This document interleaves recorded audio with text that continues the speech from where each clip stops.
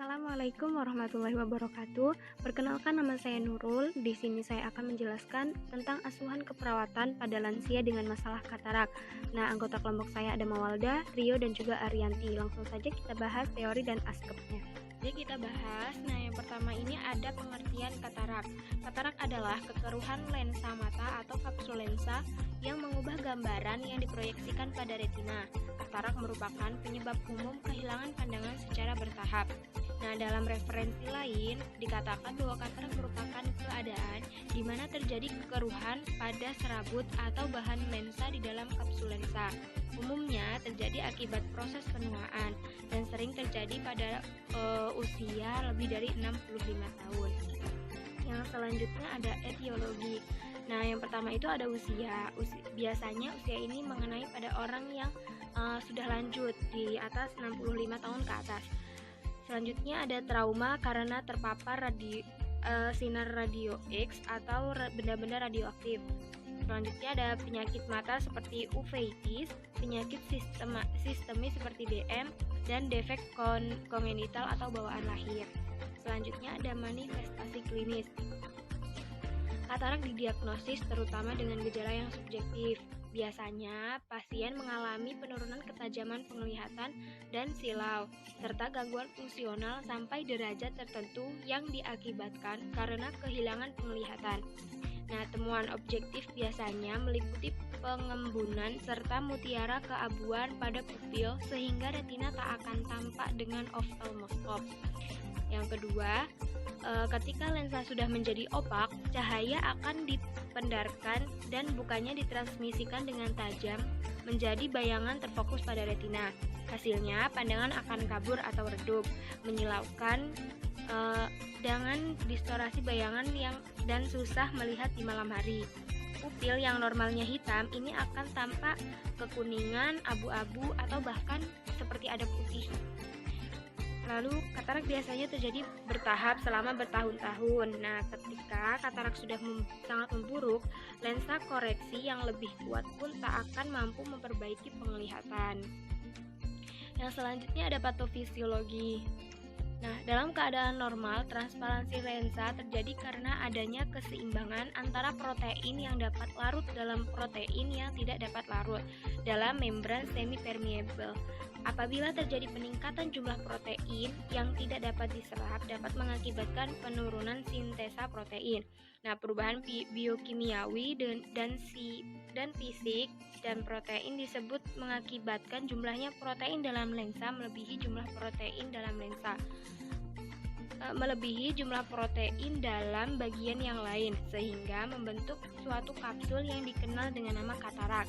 Terjadinya penumpukan cairan atau degenerasi dan disentrigasi pada serabut tersebut menyebabkan jalannya cahaya terhambat dan mengakibatkan gangguan penglihatan. Nah, pemeriksaan diagnosisnya itu ada uji mata, keratometri, pemeriksaan lampu slit dan oftalmoskopis, scan ultrasound atau ekografi, dan hitung sel endotel yang sangat berguna sebagai alat diagnosis, khususnya bila dipertimbangkan akan dilakukan pembedahan. Komplikasi. Nah, komplikasi yang biasa terjadi itu uveitis. Biasanya ini terjadi karena massa lensa merupakan benda asing untuk jaringan UVA, sehingga menimbulkan reaksi radang atau alergi. Yang kedua yaitu glaukoma, terjadi karena lensa menyumbat sudut bilik mata sehingga mengganggu aliran cairan bilik mata depan. Nah, ini ada penata laksanaannya. Tidak ada terapi obat untuk katarak. Biasanya itu dilakukan pembedahan laser. Nah, bila penglihatan dapat dikoreksi dengan dilator pupil dan refraksi kuat sampai ke titik di mana pasien melakukan aktivitas hidup sehari-hari, maka penanganannya biasanya konservatif. Penting dikaji efek katarak terhadap kehidupan sehari-hari pasien. Mengkaji derajat gangguan fungsi hari-hari seperti aktivitas, kemampuan bekerja, ambulasi, dan lain-lain.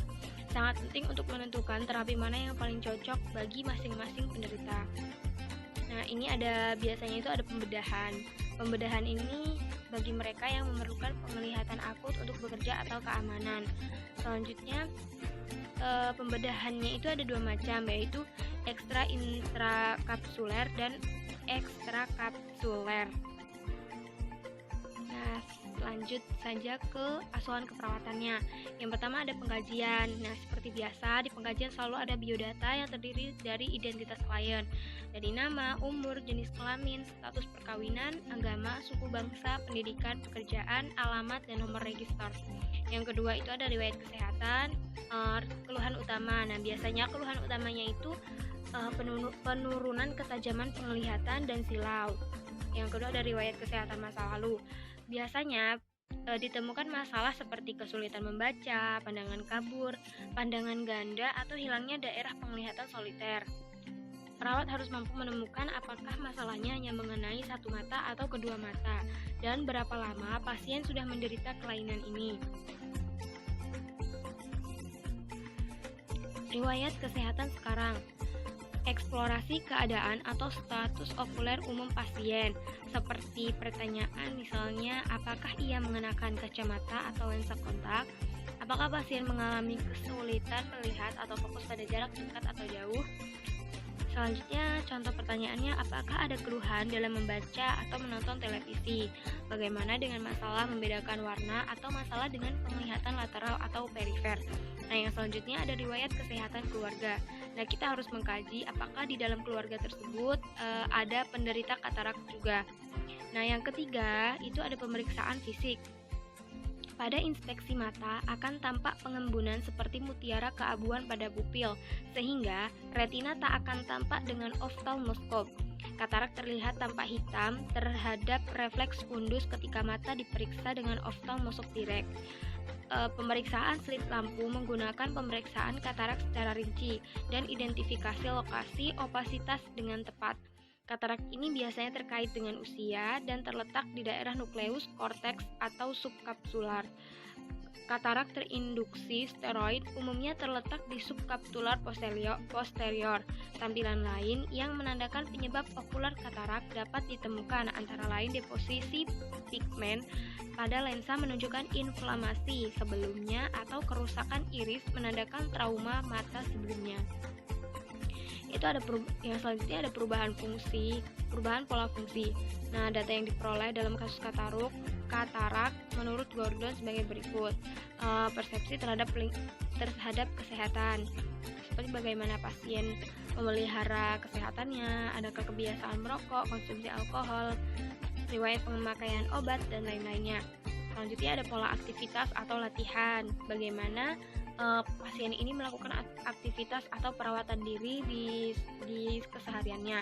Apakah bisa dilakukan dengan mandiri, dibantu, sebagian dibantu orang lain, perlu bantuan atau alat, atau benar-benar tidak mampu, sangat tergantung. Selanjutnya ada pola istirahat tidur. Ya, seperti biasa, berapa lama waktu tidur pasien, apakah ada kesulitan dan masalah tidur yang lain. Selanjutnya ada pola nutrisi metabolik. Nah, biasanya pasien lansia itu kan ada penyakit-penyakit yang lain, maka kita harus mengkaji apakah ada diet khusus yang dijalani oleh pasien. Yang selanjutnya ada pola eliminasi, kaji kebiasaan BAK dan BAB pasien, apakah ada gangguan atau tidak. Yang selanjutnya ada pola kognitif perseptual, status mental pasien dan tingkat kesadaran, kemampuan bicara, mendengar, melihat, membaca, serta kemampuan pasien berinteraksi. Selanjutnya ada keluhan nyeri saat pasien, apakah ada nyeri saat pasien melakukan aktivitas. Nah, yang ketujuh itu ada pola konsep diri. Nah, bagaimana pasien mampu mengenal diri dan menerimanya, seperti harga diri, ideal diri pasien dalam hidupnya, identitas diri, dan gambaran akan dirinya. Yang selanjutnya ada pola coping, masalah utama pasien masuk rumah sakit, cara pasien menerima dan menghadapi perubahan yang terjadi pada diri dari sebelum sakit hingga setelah sakit. Yang selanjutnya ada pola seksual reproduksi, pola seksual pasien selama di rumah sakit, menstruasi terakhir, dan adakah masalah saat menstruasi. Yang selanjutnya ada pola peran hubungan, seperti status perkawinan pasien, pekerjaan, kualitas bekerja, sistem mendukung dalam menghadapi masalah, dan bagaimana dukungan keluarga selama pasien dirawat. Yang selanjutnya ada diagnosa keperawatan. Nah, diagnosa yang muncul itu biasanya gangguan persepsi sensori perseptual penglihatan berhubungan dengan gangguan penerimaan sensori atau status organ indera ditandai dengan menurunnya ketajaman. Yang kedua, ansietas berhubungan dengan perubahan pada status kesehatan. Nah, diagnosa yang ketiga yaitu kurang pengetahuan berhubungan dengan kurang informasi tentang penyakit. Ini ada intervensinya. Untuk intervensi diagnosa satu yaitu gangguan persepsi sensori perseptual berhubungan dengan gangguan penerimaan sensori. Nah, untuk NOC-nya yaitu kriteria hasil menunjukkan tanda dan gejala persepsi dan sensori baik, yaitu penglihatan baik dan mampu mengungkapkan fungsi persepsi sensori dengan tepat. Sedangkan untuk NIC-nya yaitu monitor tingkat neurologis, monitor fungsi neurologis klien, monitor respon neurologis, monitor refleks meningeal, monitor fungsi sensori dan persepsi seperti penglihatan, penciuman, pendengaran, pengecapan, dan rasa. Yang keenam yaitu monitor tanda dan gejala penurunan neurologis klien. Yang intervensi selanjutnya yaitu e-care. Yang pertama ada kaji fungsi penglihatan klien, jaga kebersihan mata, monitor penglihatan mata, monitor tanda dan gejala kelainan penglihatan, dan monitor fungsi lapang pandang penglihatan visus klien. Yang selanjutnya ada monitor vital sign. Yang pertama yaitu monitor tekanan darah, suhu, nadi, dan pernafasan. Yang kedua, catat adanya fluktuasi tekanan darah. Yang ketiga, monitor vital sign atau saat pasien berbaring, duduk, atau berdiri. Yang keempat, auskultasi tekanan darah pada kedua lengan dan bandingkan. Yang kelima, monitor tekanan darah, nadi, respirasi sebelum dan setelah aktivitas. Yang keenam, monitor kualitas nadi, monitor frekuensi dan irama nafas, monitor suara paru, monitor pola pernapasan abnormal, monitor suhu, warna dan kelembapan kulit, monitor cyanosis perifer, monitor adanya Cushing rate atau tekanan nadi yang melebar, bradikardi, dan peningkatan sistolik. Nah, untuk diagnosa yang kedua yaitu ansietas berhubungan dengan perubahan pada status kesehatan. Untuk NOC-nya yaitu anxiety self control dan anxiety level dan coping. Kriteria hasilnya yaitu klien mampu mengidentifikasi dan mengungkapkan gejala cemas, mengidentifikasi dan mengungkapkan menunjukkan teknik untuk mengontrol cemas. Yang selanjutnya ada vital sign dalam batas normal, dan yang ketiga ada postur tubuh, ekspresi wajah, bahasa tubuh, dan tingkat aktivitas menunjukkan berkurangnya kecemasan.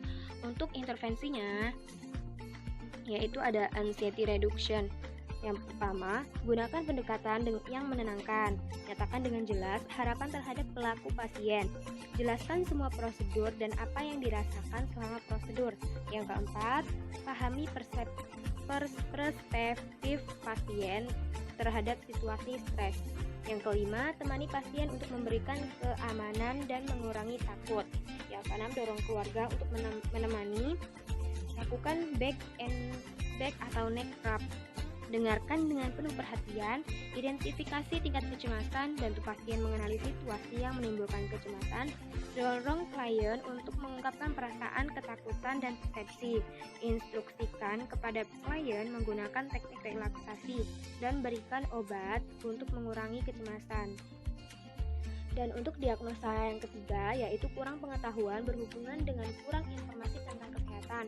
Untuk NOC-nya yaitu yang pertama ada knowledge disease process, dan yang kedua knowledge health behavior. Untuk kriteria hasilnya yaitu yang pertama, pasien dan keluarga menyatakan pemahaman tentang penyakit, kondisi, prognosis, dan program pengobatan. Yang kedua, pasien dan keluarga mampu melaksanakan prosedur yang telah dijelaskan secara benar. Dan yang ketiga, pasien dan keluarga mampu menjelaskan kembali apa yang dijelaskan perawat atau tim kesehatan lainnya. Untuk intervensi yang pertama yaitu ada teaching, berkaitan dengan disease process. Yang pertama, berikan penilaian tentang tingkat pengetahuan pasien tentang proses penyakit yang spesifik. Yang kedua, jelaskan patofisiologi dari penyakit dan bagaimana hal ini berhubungan dengan anatomi dan fisiologi dengan cara yang tepat dan tentunya yang mudah dipahami oleh klien dan keluarga. 3. Gambarkan tanda dan gejala yang biasa muncul pada penyakit dengan cara yang tepat dan tentunya yang mudah dipahami. Identifikasi kemungkinan adanya penyebab. Sediakan informasi pada pasien tentang kondisinya. Yang keenam, hindari jaminan yang kosong. Yang ketujuh, sediakan bagi keluarga informasi tentang kemajuan pasien dengan cara yang tepat. Selanjutnya, diskusikan perubahan gaya hidup yang mungkin diperlukan untuk mencegah komplikasi di masa yang akan datang dan adanya proses pengontrolan penyakit. Yang kesembilan yaitu diskusikan pilihan terapi atau penanganan. 10. Dukung pasien untuk mengeksplorasi atau mendapatkan second opinion dengan cara yang tepat atau diindikasikan.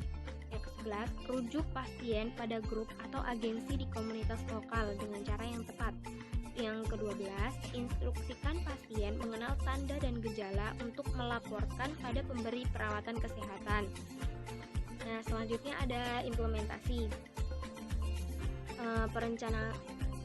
Perencanaan adalah meliputi perkembangan, strategi desain untuk mencegah, mengurangi atau mengoreksi masalah-masalah yang diidentifikasikan pada diagnosa keperawatan. Tahap ini dimulai setelah menentukan diagnosa keperawatan dan menyimpulkan rencana dokumentasi.